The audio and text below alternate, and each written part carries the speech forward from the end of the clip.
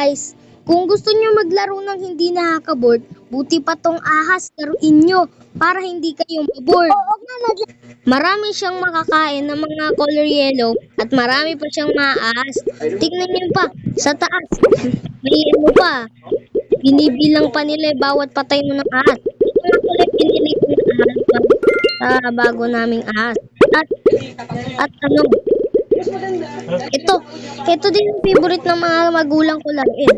Kung gusto nyo din maglaro, edi download nyo. Ang pangalan pala nito ay Snake Clash. Dapat matalo nyo yung higante sa huli. Tignan nyo sa taas, may boss.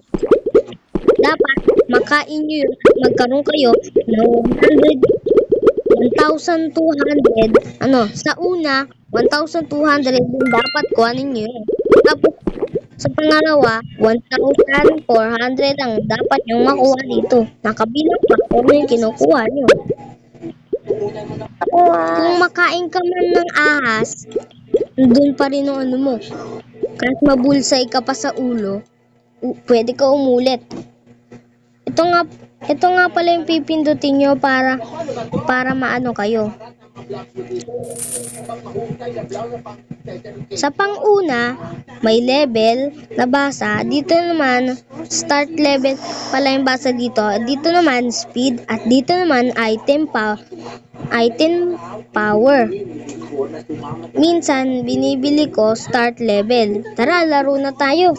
Guys, ito na yung higante. Dapat makain nyo yan.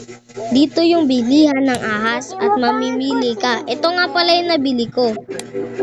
Yun nasa epic. Laruin na natin.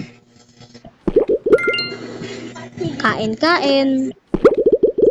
Okay guys, dito na ako magbabay. Hanggang sa susunod na lang na video. Bye-bye!